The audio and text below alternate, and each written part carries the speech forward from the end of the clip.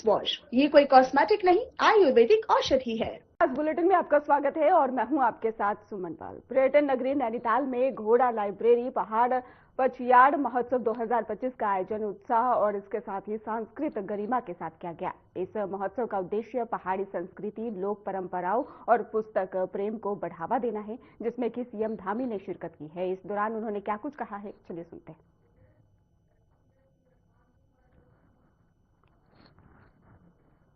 बारिश रुक गई और सूरज निकल गया। कमल एक बार और, जैसा ही प्रताप जी बैठे हैं पीछे, ऐसे ही एक बार और हुआ। देवीधुरा में बग्वाल थी जिस दिन, रक्षाबंधन के दिन, इस बग्वाल से पिछली वाली में 2024 में, तो मैं खटीमा था। 11:30 बजे वहां से चलना था और 12 बजे पहुंचना था। तो पायलट ने कहा कि बिल्कुल भी जो है मौसम है नहीं और आज तो किसी कीमत पर वहां नहीं हो सकता। तो मैंने सोचा कि अब मैया की यही इच्छा होगी, मैं 3 साल लगातार जा चुका हूं, तो इस साल मैया नहीं बुला रही शायद, लग रहा। लेकिन फिर भी मैंने कहा चलो चलते हैं अपने टाइम से। तो जैसे ही उसमें हेलीकॉप्टर में बैठे तो पायलट ने कहा, साहब इसके बाद कहां जाना है, क्योंकि वहां तो उतर नहीं पाएंगे। तो मैंने कहा यहां नहीं उतर पाएंगे, आप इसके बाद देहरादून चल देंगे। आज संयोग से यहां राम सिंह कैड़ा जी नहीं आए हैं। राम सिंह कैड़ा जी ने वहां मेरे लिए एक छत्र बना रखा था, घंटी बड़ी चलाने के लिए मेरे नाम से। तो मैंने कहा चलो ट्राई करो। तो जैसे ही हम रीठा साहब के आसपास पहुंचे तो मैंने पैर के जूते निकाल लिए और 2 मिनट मैया का ध्यान किया। मैंने कहा मैया शायद मैं नहीं आ पा रहा हूं, आप ये जो छत्र है ये आप स्वीकार कर लेना। बस इतना ही मैंने ध्यान किया और मेरी आंख खुली तो मुझे जो है एकदम से देवीधुरा का मंदिर दिखाई देने लगा। तो मैंने कहा है तो देवीधुरा मंदिर दिखाई दे दिया बाराही मैया का। तो उन्होंने कहा कि हाँ, लेकिन मैंने सोचा चलो चलो आगे चलो देखते हैं।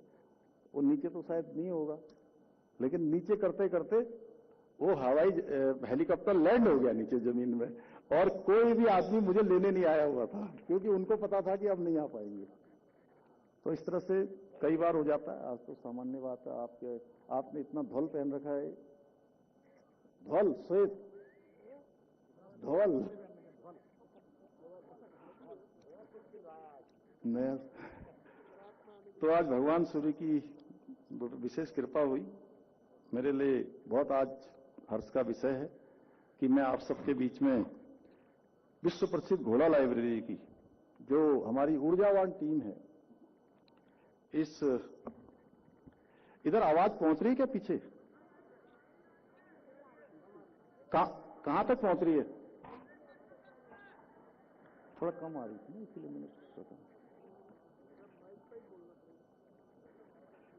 तो हमारी ये ऊर्जावान टीम, इनके द्वारा आयोजित ये हमारे लोक संस्कृति, पुस्तकों एवं प्रकृति को समर्पित ये जो पचयाड़ महोत्सव के माध्यम से इन सब लोगों ने आज आप सबके बीच में इतना बड़ा यहां पर उपस्थित होने का मौका दिया। ये सौभाग्य है हम लोगों का। और ये घोड़ा लाइब्रेरी, ये अनोखी घोड़ा लाइब्रेरी वास्तव में हमारे यहां का जिस प्रकार का भौगोलिक संरचना है, उस भौगोलिक संरचना दुर्गम क्षेत्रों में निवास करने वाले बच्चों के लिए एक बहुत बड़ी आशा की किरण है, उम्मीद है उनके लिए एक मार्ग दिखाने का काम करती है, जो दुर्गम रास्तों में, सीमित संसाधनों में और कठिन परिस्थितियों के बावजूद ज्ञान का उजाला उनके घर आंगन तक पहुंचाने का कार्य कर रही है। यह अनूठी पहल हमारे दुर्गम पर्वतीय क्षेत्रों में घोड़े के माध्यम से पुस्तकों को पहुंचाने भर तक सीमित नहीं है, बल्कि उनके सपनों को उड़ान देने और भविष्य को एक दिशा देने का भी बहुत बड़ा माध्यम बन रहा है। ये ज्ञान, संस्कार और सेवा का एक जीवंत प्रतीक है, जो समाज के अंतिम छोर में खड़े बच्चों को शिक्षा का उजाला देने का काम कर रही है। जहां उजाला नहीं पहुंच पा रहा है, वहां भी ज्ञान का प्रकाश पहुंचाने का काम इस घोड़ा लाइब्रेरी के माध्यम से हो रहा है। और यही कारण है कि आदरणीय प्रधानमंत्री श्री नरेंद्र मोदी जी ने अपने मन की बात के कार्यक्रम में घोड़ा लाइब्रेरी से जुड़े हुए हमारे ऊर्जावान युवाओं की इस अभिनव और प्रेरणादायी पहल की विशेष रूप से उन्होंने सराहना की थी। और आज भी आप सब सुन रहे होंगे, उन्होंने कहा कि बहुत सारे ऐसे प्रेरक प्रसंग हैं, ऐसे प्रेरक काम हैं जो लोग कर रहे हैं और अनवरत रूप से कई सालों से उसको आगे बढ़ा रहे हैं। मैं प्रधानमंत्री जी का धन्यवाद करता हूं, आप सबकी तरफ से, उत्तराखंड वासियों की तरफ से उनका बहुत आभार व्यक्त करता हूं कि उन्होंने हमारे उत्तराखंड से जुड़े हुए अनेक ऐसे इस प्रकार के प्रेरक प्रसंगों को, हमारे यहां के नवाचारों को, हमारे यहां की मातृशक्ति के द्वारा, युवाओं के द्वारा जो काम किए जा रहे हैं, उन सभी को किसी न किसी माध्यम से अपनी मन की बात के कार्यक्रम से माध्यम से देश और दुनिया को बताने का काम किया है, देश और दुनिया के सामने ले जाने का काम किया है। मुझे ये जानकर अत्यंत प्रसन्नता हो रही है कि घोड़ा लाइब्रेरी द्वारा पछाड़ महोत्सव के आयोजन से विद्यार्थियों को अपनी लोक संस्कृति, पुस्तकों और प्रकृति से जोड़ने का भी एक अद्वितीय प्रयास किया जा रहा है। मैं इस अवसर पर हमारे बच्चों में पुस्तक संस्कृति को विकसित करने वाले इस नवाचार के लिए प्रिय भाई अनुज शुभम मधानी जी तथा उनकी पूरी टीम को मैं बहुत बधाई देता हूं और हृदय से इनका साधुवाद करता हूं। भाइयों बहनों, आज के इस अवसर पर जहां हम एक तरफ घोड़ा लाइब्रेरी द्वारा आयोजित इस महोत्सव में एकत्र हुए हैं, वहीं आज नैनीताल जनपद के समग्र विकास के लिए 114 करोड़ रुपए से अधिक की योजनाओं का यहां पर लोकार्पण और शिलान्यास भी किया गया है। मुझे पूरा विश्वास है कि ये सभी परियोजनाएं इस क्षेत्र में आधारभूत सुविधाओं को और अधिक अच्छा बनाने में, उनको मजबूत बनाने में बहुत सहायक सिद्ध होंगी। भाइयों बहनों, आज आदरणीय प्रधानमंत्री श्री नरेंद्र मोदी जी के कुशल नेतृत्व में और उनके मार्गदर्शन में हमारा राज्य भी विकास के अनेक नए कीर्तिमान स्थापित कर रहा है। विकास के हों, समृद्धि के हों, नवाचारों के हों, अनेक निर्णय लेने हों, जहां एक ओर आज हम शहरों से लेकर सुदूरवर्ती पर्वतीय क्षेत्रों तक सड़क, शिक्षा, स्वास्थ्य, पेयजल सहित सभी महत्वपूर्ण क्षेत्रों में इंफ्रास्ट्रक्चर को मजबूत करने पर काम कर रहे हैं, वहीं हम राज्य की जो समृद्ध सांस्कृतिक विरासत है, उस विरासत के संरक्षण और संवर्धन की दिशा में भी काम कर रहे हैं। हमारी सरकार ने देवभूमि उत्तराखंड को विश्व की आध्यात्मिक राजधानी के रूप में स्थापित करने का संकल्प लिया है और हम प्रधानमंत्री जी की प्रेरणा से उस दिशा में आगे बढ़ रहे हैं। हम केदारखंड की भांति ही मानसखंड के पौराणिक मंदिरों के पुनरुत्थान एवं सौंदर्यीकरण के लिए भी संकल्पित होकर कार्य कर रहे हैं। इसी के अंतर्गत नैनीताल जनपद के अंतर्गत सिद्धपीठ नैना देवी मंदिर के साथ साथ कैंची धाम, तल्लीताल में हनुमानगढ़ी, मुक्तेश्वर धाम सहित क्षेत्र के विभिन्न पौराणिक मंदिरों का आज विकास किया जा रहा है। इसके साथ ही आज हम कोटाबाग के तो भटकानी स्थित प्राचीन हनुमान मंदिर के जीर्णोद्धार और सौंदर्यीकरण के कार्यों का भी लोकार्पण कर रहे हैं। और आज अभी भगत जी हम लोगों को सौभाग्य देंगे, तो मैं और आदरणीय अजय भट्ट जी अभी हनुमान जी को ढोक भी लगा लेंगे यहां से जाते हुए। हाँ, भोग लगाएंगे। इसके साथ ही आज हमने जहां एक और कालाढूंगी क्षेत्र में कई मोटर मार्गों के नवनिर्माण एवं सुधारीकरण कार्यों का आज यहां पर शिलान्यास भी किया है। वहीं हल्द्वानी और कालाढूंगी क्षेत्र में बिजली की समस्या के स्थायी समाधान के लिए 78 करोड़ रुपए से अधिक की लागत से विद्युत लाइनों के सुदृढ़ीकरण एवं विस्तार से जुड़े कार्यों का शिलान्यास भी किया है, जिससे आम जनों को निर्बाध रूप से और गुणवत्तापूर्ण विद्युत आपूर्ति सुनिश्चित हो सकेगी। भाइयों बहनों, आदरणीय प्रधानमंत्री जी के मार्गदर्शन से और उनके सहयोग से हमारी सरकार प्रदेश में शिक्षा व्यवस्था को और अधिक आधुनिक, व्यवहारिक और सुव्यवस्थित बनाने के लिए भी कई स्तरों पर कार्य कर रही है। शिक्षा के महत्व को ध्यान में रखते हुए हमारी सरकार ने देश में सबसे पहले नई शिक्षा नीति को लागू करने का काम भी किया, जिसके अंतर्गत हमने वर्ष 2022 में बाल वाटिका की शुरुआत कर प्रदेश में एक शैक्षिक क्रांति की शुरुआत की। हमारी सरकार द्वारा राज्य में क्वालिटी एजुकेशन सुनिश्चित करने के लिए सभी सरकारी विद्यालयों में एनसीईआरटी की पाठ्य पुस्तकें अनिवार्य की गई। साथ ही राजकीय और सहायता प्राप्त विद्यालयों में कक्षा 1 से लेकर 12 तक के सभी छात्रों को निःशुल्क पाठ्य पुस्तकें उपलब्ध कराई जा रही हैं। प्रदेश में जहां एक और 226 विद्यालयों को पीएम श्री विद्यालय के रूप में विकसित किया जा रहा है, वहीं सभी 13 जनपदों के 500 विद्यालयों में वर्चुअल कक्षाएं संचालित की जा रही हैं। साथ ही हमने राज्य के 840 नए विद्यालयों में हाइब्रिड मोड के स्मार्ट क्लासरूम भी स्थापित किए हैं। यही नहीं, अब उत्तराखंड वर्चुअल लर्निंग एप्लीकेशन के माध्यम से हमारे विद्यार्थी, हमारे छात्र छात्राएं, हमारे बच्चे घर बैठे ही आधुनिक और गुणवत्तापूर्ण शिक्षा भी प्राप्त कर रहे हैं।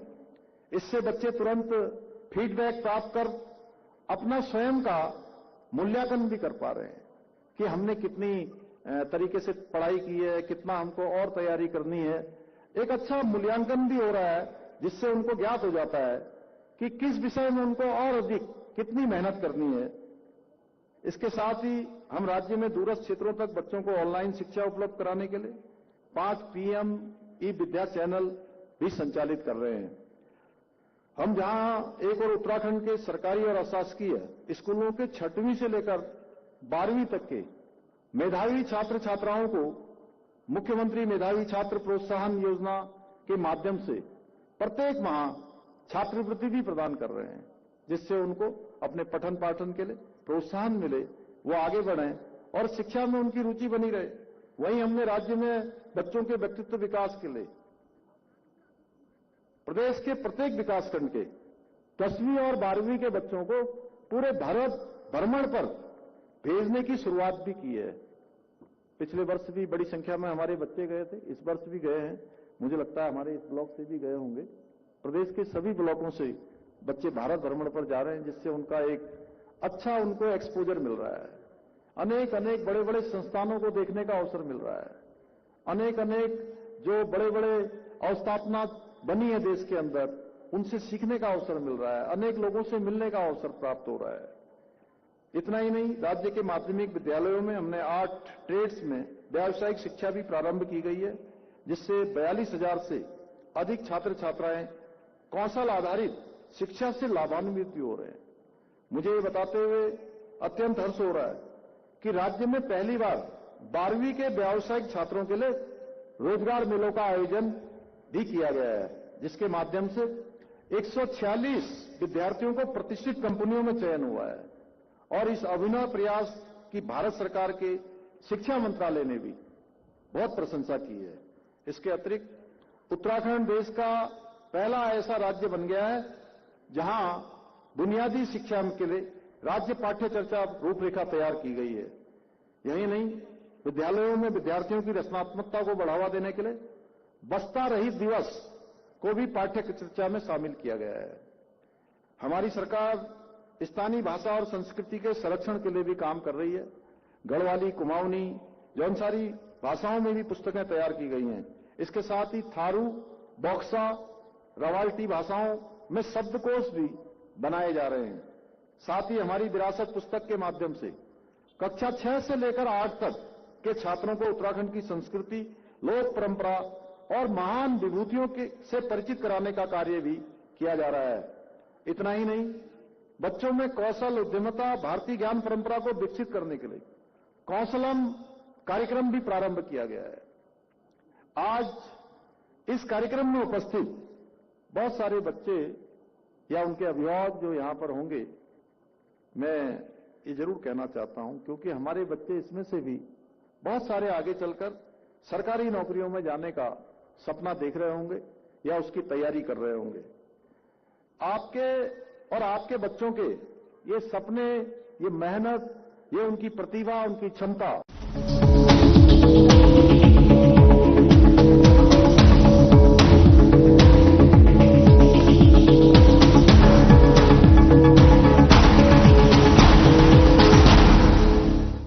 क्या आप दुबले पतले कमजोर हैं, आपकी सेहत नहीं बनती, भूख कम लगती है, वजन नहीं बढ़ता? दरअसल मेन बात खाना पीना खाना नहीं है, मेन बात है खाया पिया लगना। और अगर खाया पिया लगेगा ही नहीं तो आपकी सेहत बनेगी कैसे? इसलिए हमारी संस्था सन्यासी आयुर्वेदा ने एक ऐसी दवा का निर्माण किया है जो कि आपके लिवर, आपके पाचन तंत्र को दुरुस्त करने का काम करती है, ताकि आप जो भी खाएं उसका पूरे का पूरा निचोड़ आपके शरीर को लगे, आपकी भूख बढ़े, खाया पिया सही से लगे, नया खून बने, हड्डियों में जान आए, वजन बढ़े और आप मोटे तगड़े खूबसूरत पर्सनैलिटी के मालिक बन जाए।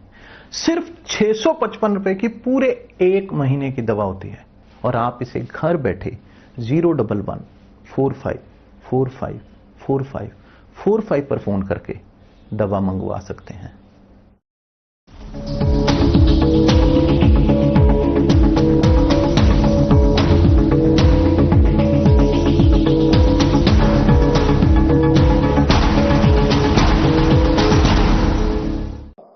किसी भी नकल माफिया की भेंट न चढ़े, इसके लिए हमारी सरकार ने उत्तराखंड में देश का सबसे कठोर नकल विरोधी कानून लागू किया है, जिसका परिणाम है कि पिछले 4 वर्षों में 26,000 से अधिक युवाओं ने सरकारी नौकरियां प्राप्त करने में सफलता प्राप्त की है। और अब नौकरियां प्राप्त करने का या चयन होने का केवल एक मानक होता है, वो मानक होता है योग्यता, क्षमता और प्रतिभा। उसी का कारण है, जैसा आदरणीय अजय भट्ट जी ने कहा, कि अब बहुत सारे हमारे छात्र, हमारे छात्राएं, हमारे बेटे बेटियां, भाई बहन जो परीक्षाओं में पहले भी कई सालों से भाग ले रहे थे, लेकिन उनका चयन नहीं हो रहा था, क्योंकि चयन उनका हो जाता था जो नकल माफियाओं से साठगांठ करते थे, चयन उनका होता था जो भ्रष्टाचार में संलिप्त रहते थे। लेकिन जो ईमानदारी से, मेहनत से गरीब माता पिता अपने बेटे और बेटियों को पढ़ाने के लिए जो तमाम प्रकार के कष्टों का सामना करते थे, अपनी निजी जिंदगी में तमाम प्रकार की जरूरतों की कटौती करते थे, उसके बाद अपने बच्चों की तैयारी करवाते थे, उनके साथ अन्याय होता था। भाइयों बहनों, हमने इस एक व्यवस्था ये जो खराब हो चुकी थी, नकल एक उद्योग बन चुका था, इस नकल के उद्योग को पूरी तरह से उसमें ताला लगाने का काम हमारी सरकार ने किया है। और आपने देखा होगा पिछले 3 वर्षों में, जब से नकल विरोधी कानून लागू हुआ है, 100 से अधिक नकल माफियाओं को हमने जेल की सलाखों के पीछे भेजने का काम किया है। और अगर ये मैं कुल 26,000 से ज्यादा इन नियुक्तियों की बात करूं, तो उत्तराखंड राज्य गठन के बाद इन 25 सालों में अगर हम कुल नियुक्तियों को निकालते हैं तो कुल नियुक्तियों में से 2/3 से अधिक नियुक्तियां यही 26,000 से अधिक नियुक्तियां हैं। 2/3 से अधिक का आंकड़ा है, ऐतिहासिक आंकड़ा है, और यह अनवरत रूप से चलने वाला है। ये क्रम यहीं रुकने वाला नहीं है। मैं अपने प्रदेश के सभी विद्यार्थियों से, अपने छात्रों से, छात्राओं से, अभ्यर्थियों से, अपने भाई बहनों से ये कहना चाहता हूं कि जिनको भी अभी आगे की परीक्षाओं में भाग लेना है, वो अपनी तैयारियां करें, मेहनत करें और पूरे मन लगाकर पढ़ाई करें। अब कोई नकल माफिया उनकी मेहनत पर पानी नहीं फेर पाएगा, क्योंकि अब हमने सख्त नकल का कानून लागू किया हुआ है। इसके साथ साथ हमारी सरकार द्वारा संघ लोक सेवा आयोग, एनडीए, सीटीएस आदि की लिखित परीक्षा पास करने वाले अभ्यर्थियों को साक्षात्कार की तैयारी करवाने के लिए भी वित्तीय सहायता का हमने प्रावधान किया है। इसके लिए वित्तीय सहायता भी प्रदान की जा रही है। आज के अवसर पर मैं सभी विद्यार्थियों से भी आग्रह करना चाहता हूं कि आप पुस्तकों को केवल परीक्षा तक सीमित न रखें, बल्कि उन्हें अपने जीवन का अभिन्न हिस्सा बनाएं। क्योंकि आज ये घोड़ा लाइब्रेरी से संबंधित है, विकास की योजनाएं चल रही हैं। मैं जरूर अभिभावकों से भी कहना चाहता हूं कि ये किताबें पढ़ना ये हर किसी की आदत में होना चाहिए, ये आदत में आना चाहिए। मैं भी कोशिश करता हूं कि जब जब मुझे थोड़ा समय मिलता है कुछ न कुछ पढ़ूं, कुछ न कुछ सीखने का अवसर मिले, क्योंकि किताबें ये सच में अगर मैं कहूं तो ये दिमाग की खुराक देने का काम करती हैं। इसलिए हमें दिमाग की खुराक लेने में कभी पीछे नहीं होना चाहिए। पुस्तकों के माध्यम से प्राप्त ज्ञान न केवल अपने शैक्षणिक जीवन को सशक्त बनाएगा, बल्कि आपके चरित्र, आपकी सोच और आपके भविष्य को भी एक नई दिशा देने का काम करेगा। मेरा मानना है कि पुस्तकें हमारी सच्ची मित्र हैं, मार्गदर्शक होती हैं, जो हमें सही मार्ग दिखाने के साथ साथ एक बेहतरीन इंसान बनने का, एक अच्छा इंसान बनने की प्रेरणा भी देती है। तो मैं पूछना चाहता हूं सब लोगों से, तो पुस्तकों को अपना साथी बनाने में अपने बच्चों को प्रेरित करेंगे? स्वयं के साथ पढ़ेंगे पुस्तकें? जोर से बोलिए, इधर से आवाज कम आ रही है।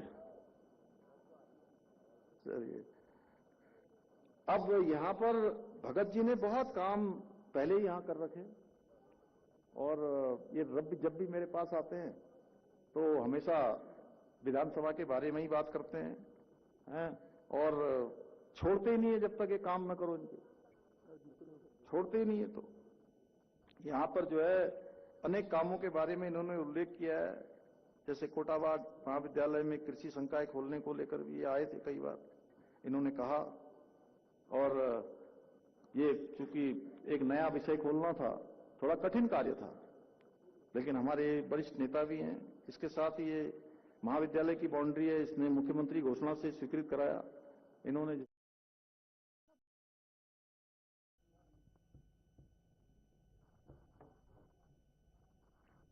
हरिद्वार के श्यामपुर चिड़ियापुर क्षेत्र में ओवरलोड वाहनों का खुला आतंक देखने को मिल रहा है। आपको बता दें कि दिन और रात नियमों को रोनते वाहन सड़क सुरक्षा के लिए खतरा बने हुए हैं, और मौके पर पहुंची टीम ने ट्रैक्टर ट्रॉली से लेकर 10 चक्का ट्रकों को ही ओवरलोड पाया है। वहीं पर क्षेत्रवासियों का आरोप है कि परिवहन विभाग की मॉनिटरिंग पूरी तरह से फेल है, और इसी लापरवाही के चलते ही ओवरलोड वाहन बेखौफ सड़कों पर दौड़ रहे हैं। स्थानीय लोगों का कहना है कि बीते दिनों में ही सड़क हादसों में इजाफा देखने को मिल रहा है, और इसके साथ ही लेकिन ये धड़ल्ले से दौड़ते ओवरलोड वाहन परिवहन विभाग पर गंभीर सवाल खड़े कर रहे हैं।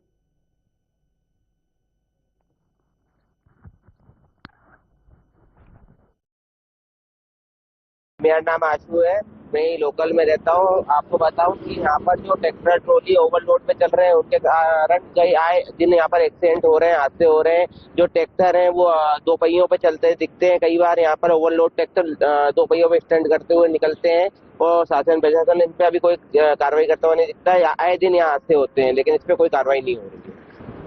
जिला प्रशासन से यही अपील है कि यहाँ जो ये ट्रैक्टर ट्रॉली और डंपर जो ओवरलोड चल रहे हैं, इन पर कार्रवाई की जाए। खदान जो यहाँ पर वो चल रहे हैं, आए दिन भूमि माफियाओं का काम चल रहा है, उस पर बंद कराया जाए, ओवरलोडिंग बंद कराई जाए। में लगातार ओवरलोड वाहनों का जो खेल है वो जारी है। कहीं ना कहीं जो मौत का आंकड़ा है ओवरलोड ट्रक और डंपरों की वजह से वो भी बढ़ता नजर आ रहा है। इस वक्त मैं मौजूद हूँ लाल ढांग तिराहे पर, जिसे गैंडी खाता के नाम से जाना जाता है।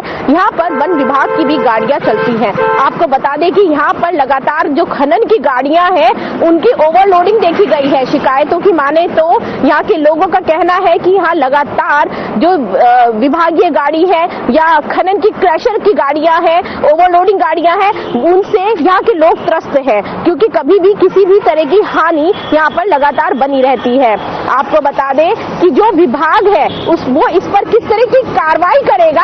आपको बताएं कि देखिए मेरे पीछे खुद आप ओवरलोड वाहनों को देख सकते हैं। यहाँ अब देखना ये होगा कि आखिर वन विभाग और परिवहन विभाग इन ओवरलोड डंपरों पे और ट्रैक्टर ट्रॉलियों पर कब तक अंकुश लगा पाता है, ताकि किसी भी जान और माल की हानि ना हो पाए। अपने सहयोगी के साथ मैं रश्मि कश्यप। उत्तराखंड की राजनीति अब पोस्टर, भाषण और रैलियों से आगे निकल चुकी है। भले ही 2027 के विधानसभा चुनाव अभी दूर हो, लेकिन राजनीतिक दलों की तैयारियों ने साफ कर दिया है कि अगला चुनाव मैदान के साथ साथ मोबाइल स्क्रीन पर भी लड़ा जाएगा। राज्य की सियासत में ही एआई वीडियो की एंट्री ने लोकतंत्र और नैतिकता और कानून तीनों पर ही गंभीर सवाल खड़े कर दिए हैं। सवाल ये भी है कि क्या उत्तराखंड का चुनाव अब डिजिटल वॉर या फिर साइबर स्ट्राइक की ओर बढ़ रहा है। इन दिनों ही उत्तराखंड में राजनीतिक दो मोर्चों पर बड़ी जो है लड़ाई जो है वो देखने को मिल रही है, एक धरातल और दूसरी सोशल मीडिया पर। हाल ही में पूर्व मुख्यमंत्री हरीश रावत को लेकर ही सामने आए एआई से बने वीडियो ने इस बहस को और ज्यादा तेज कर दिया। आरोप है कि इन वीडियो के जरिए उनकी छवि को जानबूझकर एक खास धार्मिक और कट्टर पहचान में ढालने की कोशिश की गई है। सोशल मीडिया का, क्योंकि इस समय बहुत आगे हमारी टेक्नोलॉजी निकल चुकी है और चुनाव सोशल मीडिया पर भी कहीं ना कहीं प्रभाव डालते हैं। और जो सोशल मीडिया के ऊपर जब हम चीजें डालने का काम करते हैं अपने फेसबुक के माध्यम से और मोबाइल के माध्यम से, हम इन चीजों को जब डालते हैं तो कहीं ना कहीं जनता के ऊपर हमारी बातों का असर पड़ता है। पर चुनाव इससे अलग है। चुनाव में हम लोगों के बीच में जाते हैं, चुनाव का एक कार्य करने की अपनी एक अलग सीमा है और लोगों तक पहुंचते हैं हम। एआई और या सोशल मीडिया केवल हमारी उन योजनाओं को या हमारी बातों को या हमारे द्वारा कही गई जो सामाजिक और राजनीतिक तौर पर कहे हुए हमारे जो शब्द है वो लोगों तक कितनी जल्दी पहुंचते हैं, ये एक अलग हमारा तारतम्य है। और टेक्नोलॉजी जो है बहुत आगे निकल चुकी है, हर एक के हाथ में मोबाइल होता है। पर चुनाव देखिए 2027 अब ज़्यादा दूर नहीं है और उत्तराखंड में जिस तरह से चुनावी सरगर्मियां तेज हो गई हैं, उसको देख करके लगता है कि राजनीतिक दल कोई भी कोर कसर नहीं छोड़ेंगे। 10 साल से सत्ता से दूर कांग्रेस सत्ता में पहुंचने के लिए ललायित है, वो तमाम प्रयास कर रही है। लेकिन आर्टिफिशियल इंटेलिजेंस का जो उपयोग अब उत्तराखंड की राजनीति में होने लगा है, उससे बहुत ज़्यादा नकारात्मक प्रभाव अब आने वाले समय में उभर करके आएंगे। क्योंकि आप आर्टिफिशियल इंटेलिजेंस के थ्रू जो बने हुए वीडियो हैं, जो फोटोग्राफ्स हैं, आप उनको कहीं से भी ये नहीं कह सकते हैं कि ये नकली हैं या फेक हैं। क्यों? और दूसरा ये है कि उनको नकली या फेक जो बनाने कौन बताएगा उनको जा करके। तो ऐसे में जो चीज़ें जनता के बीच में जाएंगी वो एक नैरेटिव क्रिएट करेंगी। और राजनीति में सत्य या असत्य से परे नैरेटिव का खेल होता है, नैरेटिव महत्वपूर्ण होता है। जिसके पक्ष में नैरेटिव होगा चुनाव उसी के पक्ष में जाता है, जिसके खिलाफ नैरेटिव होगा वो सत्ता से दूर हो जाता है। ये एक तरह से बहुत ही मुश्किल है। हाँ, लेकिन अगर आपका कोई डीफेक बनाता है या किसी को पब्लिकली डिफेम करता है तो उसके लिए बाकायदा जो नए कानून बनाए हैं, बीएनएस में सेक्शंस हैं 353, 336, 356 डेफेमेशन का।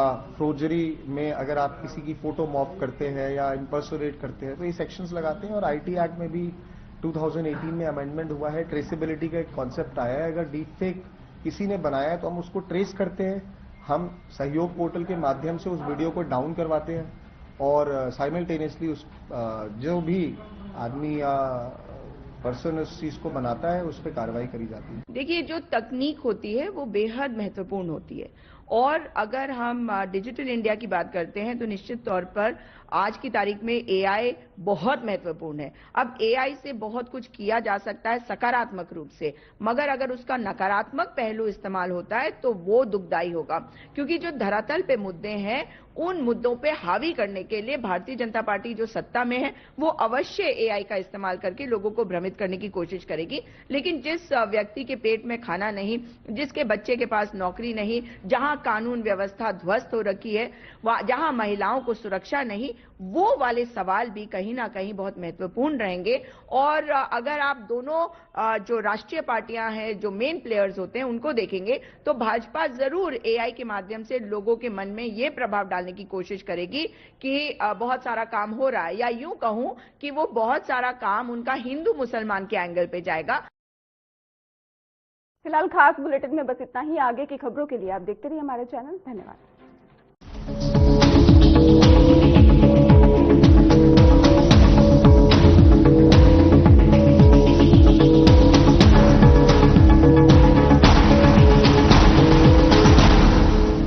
हर रोज हो जाता हूँ लेट, साथ नहीं होता है मेरा।